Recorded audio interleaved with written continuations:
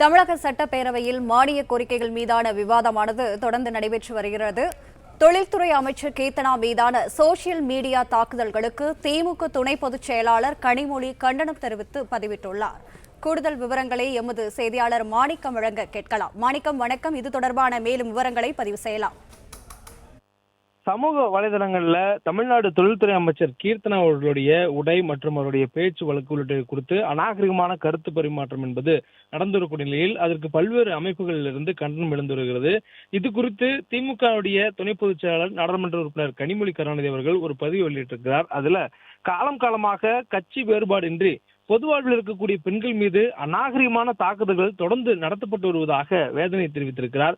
மேலும் ஆணாதிக்கம் நிறைந்த அரசியல் களத்தில் துணிச்சலுடன் செயலாற்றும் பெண்களை கருத்தியல் ரீதியாக எதிர்கொள்ள முடியாமல் அவர்களின் உடை, தோற்றம், தனிப்பட்ட வாழ்க்கை போன்றவற்றை வைத்து விமர்சிப்பது மலிவான அரசியலின் வெளிப்பாடாகும் என்பதையும் அவர் தெரிவித்திருக்கிறார். மேலும் இத்தகைய தாக்குதல்களில் ஈடுபடுபவர்களின் பிற்போக்குத்தனமான மனநிலையே இதன் மூலம் வெளிப்படுவதாக குறிப்பிடக்கூடிய கனிமொழி அவர்கள் பெண்கள் இதையெல்லாம் கடந்தே வெற்றி பெற வேண்டிய தேவை இருப்பதாகவும் குறிப்பிட்டிருக்கிறார்.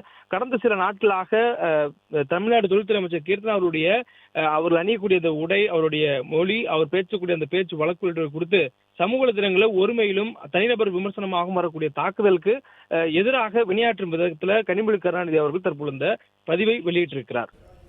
பிளே ஸ்டோர் மற்றும் ஆப் ஸ்டோரில் இருந்து பாலிமர் செயலியை QR கோடு மூலம் பதிவிறக்கம் செய்யுங்கள். செய்திகளை உடனுக்குடன் பெறுங்கள்.